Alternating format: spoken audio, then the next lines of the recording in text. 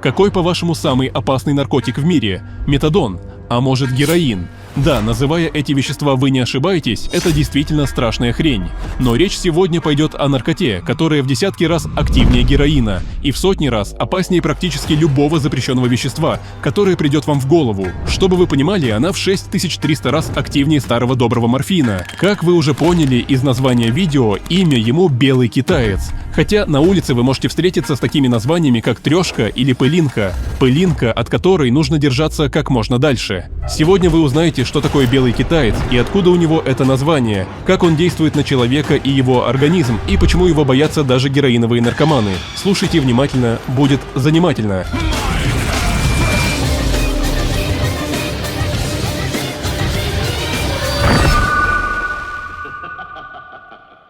Так как у нас с вами сегодня серьезный разговор, без краткой исторической справки не обойтись. Еще в 1960 году бельгийским ученым Полом Янсеном был синтезирован опиоидный анальгетик фентанил, который вошел в клиническую практику в качестве общего анестетика. Он, как и первые открытые людьми обезболивающие вещества, в настоящее время классифицируется как наркотик, что в принципе и неудивительно. Несмотря на это, он применяется и сейчас, в том числе в России. Фентанил и другие вещества его ряда, например, карфентанил, ремифентанил и сулфентанил, входят во второй список перечня наркотических средств, подлежащих контролю. Их оборот разрешается только в медицинских, научных, экспертных и ветеринарных целях. И именно производным этого самого фентанила и является наш сегодняшний гость. Что касается названия, изначально China White было уличным прозвищем очень чистой формы героина. Появление его на улице было чем-то схожим с появлением синего мета на улицах Альбукерке. Та же дрянь, только чище. Продукты без ГМО в повседневной жизни торчков, а называли его так, потому что впервые этот герыч был импортирован, как вы уже поняли, из Китая, и к тому же в виде белого порошка.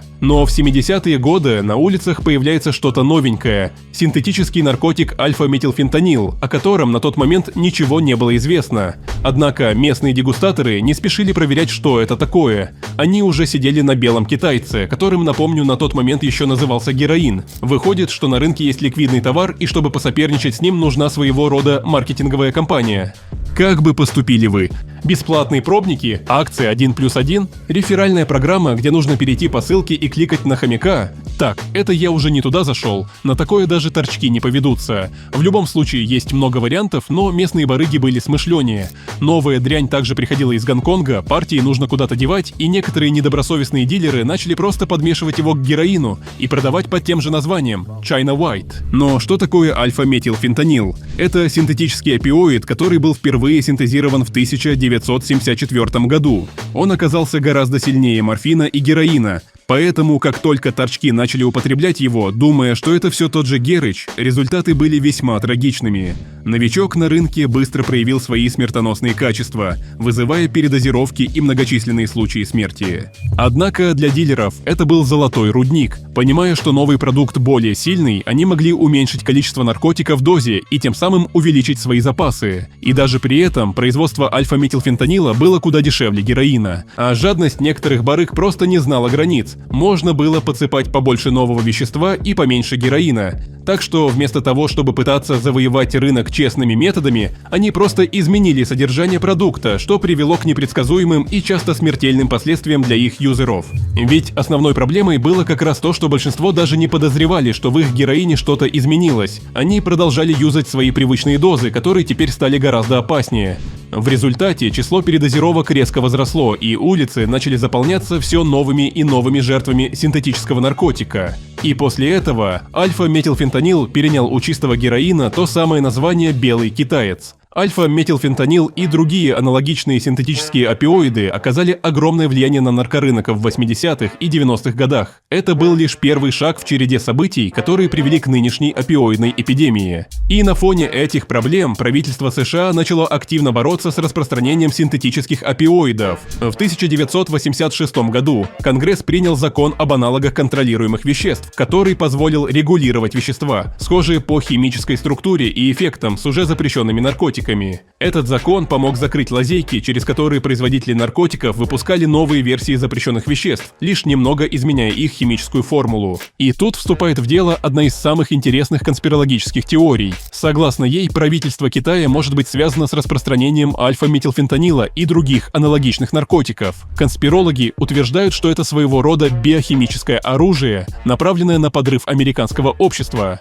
В теории предполагается, что поставляя мощные и смертоносные наркотики на улицы США, Китай мог бы ослабить страну изнутри, вызывая рост преступности, передозировок и общественных беспорядков. Конечно, прямых доказательств этой теории нет, и она остается на уровне догадок и подозрений. Однако, стоит отметить, что производство и распространение фентанила и его аналогов действительно в значительной мере сосредоточены в Китае и распространялся в основном именно в США. Что касается СНГ, тут он появился лишь спустя 20 лет, в 90-х. Да, снятие железного занавеса принесло не только Макдональдс и колу. Вообще, в первую очередь, это, конечно же, принесло новые возможности, которыми не стоит пренебрегать. Например, теперь у тебя есть возможность пройти практически любые курсы и не платить за них. Да, она появилась не до распада СССР, а всего пару лет назад, но какую-то подводку нужно было придумать. Программирование, дизайн, видеомонтаж, моделирование и так далее. Как понять, что курс реально хорош до его покупки? Очень просто, не нужно покупать курсы. Точнее, покупать их по отдельности. Огромная вероятность попасть на какую-то хрень. В описании будет контакт человека, который занимается сливами курсов. Напиши ему, что пришел за курсами, и получишь всю необходимую информацию. Плюс-минус $15, и ты получаешь доступ к базе, которая содержит больше 60 тысяч курсов. Примерный список категорий можешь видеть на экране. Все эти курсы продавались или продаются, и нередко за большие деньги. А ты можешь получить их за сущие копейки. Проект работает больше 3 лет. Рекомендую. Заодно можешь проверить моего нового бота. Называется SubSmart. Это Telegram-бот, где можно удобно приобрести подписки, ключи и аккаунты для многих сервисов. Зачем переплачивать или мириться с тем, что невозможно оплатить какую-то подписку? Netflix, Ivi, Spotify, PlayStation Plus, YouTube Premium, Яндекс Плюс и многое другое, включая тот самый цифровой продукт, который в связи с недавними законами запрещено рекламировать и всячески продвигать на территории России. Хотя без него совсем скоро вам будет прям очень туго, уж поверьте. Ссылка тоже будет в описании. Первыми данный наркотик стали изготавливать студенты химического факультета Казанского государственного университета. Ими стали 2 учащихся, один из которых даже был призером Международной химической олимпиады в Германии. Но, видимо, стипендии парню не хватало на то, чтобы пережить трудные 90-е. Поэтому они с другом наладили производство и сбыт через преступные группировки в Татарстане и Москве. Первая волна фентаниловой наркомании унесла тогда десятки и, возможно, сотни жизней. Вскоре в Москве несколько студентов химического факультета МГУ также стали заниматься изготовлением белого китайца. В обоих случаях их деятельность быстро завершилась благодаря действиям правоохранителей. Но, увы, наркотик уже стал популярен по всей стране, а его несложная формула, с которой справился бы даже троечник по химии, еще больше популяризировала его. Постепенно метод изготовления фентанила освоили химики из разных регионов страны, что повлекло за собой открытие десятков уголовных производств по обвинению в распространении. Наиболее известно дело преподавателя Государственного технологического института Юрия Малинова, который синтезировал наркотик в институтской лаборатории, наладил его экспорт в другие страны. Жертвами этого незаконного бизнеса стали больше 100 зависимых. И да, это не русский ответ Уолтеру Уайту. Это дядя Хайзенберг является ответом русскому Юрию, который промышлял задолго до выхода сериала. После 2000-х годов эпидемия фентаниловой наркомании в странах СНГ пошла на убыль, однако периодически в средствах массовой информации появляются новости о ликвидации очередной лаборатории по производству белого китайца. Белый китаец представляет собой белый кристаллический порошок. Он растворим в воде, состоит из углерода, водорода, азота и кислорода и имеет химическую формулу C22H28N2O. Фентанил относится к опиоидным анальгетикам и оказывает мощный обезболивающий эффект. По фармакологическим свойствам он близок к морфину, обладает угнетающим действием на центральную нервную систему, повышает болевой порог, тормозит условные рефлексы, подавляет активность дыхательного центра. По силе своего воздействия вещество превосходит героин и морфин в несколько сотен раз. Наркотик синтезируется достаточно легко, поэтому создать его могут даже люди, не имеющие специального химико-технического образования. Сложность заключается лишь в том, чтобы достать сам фентанил. У нас он доступен в аптеках в виде следующих препаратов: Инстанил, Фендивия, фентанил. Лекарства продаются строго по рецепту и используются в медицинской практике для лечения интенсивного болевого синдрома, например, болей после операций или у онкобольных. Поэтому чаще всего для производства китайской отравы используется уличный нелегальный фентанил, который, разумеется, был еще хуже. Забавно, что белый китаец из чистого героина опустился до грязного фентанила. Фентанил оказывает влияние на различные системы организма. Центральную нервную систему. Когда фентанил связывается с опиоидными рецепторами головного мозга, в его областях, ответственных за систему вознаграждения, повышается уровень дофамина. Это вызывает сильное расслабление и эйфорию. Психологические эффекты фентанила включают беспокойство, раздражительность, спутанность сознания, галлюцинации. Дыхательную систему. Опиоидные рецепторы контролируют частоту дыхания. При употреблении сильнодействующих опиоидов дыхательный и кашлевой центр угнетаются. Дыхание может замедлиться или полностью прекратиться. Сердечно-сосудистую систему. Замедляется сердечный ритм, снижается артериальное давление. Желудочно-кишечный тракт. Опиоидные рецепторы в кишечнике отвечают за регуляцию моторики и секрецию желудочно-кишечного тракта. В результате угнетающего действия фентанила подавляется перистальтика, возникают запоры. Его не слишком популярное в России производное 3-метилфентанил отличается от прародителя тем, что в несмертельных дозах вызывает эйфорию и сексуальное возбуждение. Карфентанил же, который в России изымается в 300 раз больше, чем 3-метилфентанил, скорее не наркотик, а химическое оружие.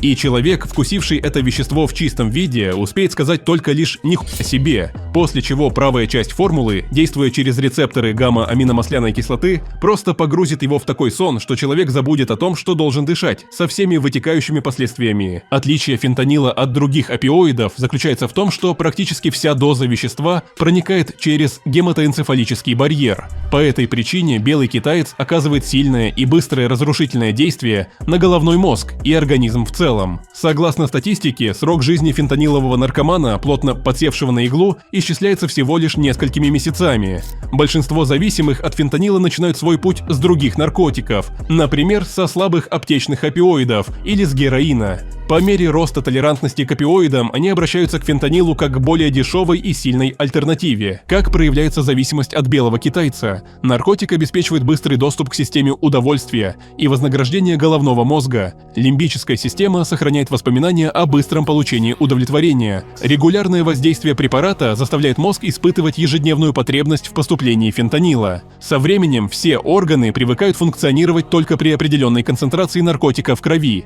Белый китаец активирует и перегружает центры удовольствия головного мозга, и он полностью прекращает выработку собственных эндорфинов. При попытках бросить употребление препарата или пропуске дозы возникает синдром отмены и сильнейшая ломка. Верным признаком зависимости от белого китайца являются следующие симптомы отмены: беспокойство, диарея, лихорадка и озноб, потеря аппетита, тошнота и рвота, панические атаки, насморк, повышенное потоотделение, тремор.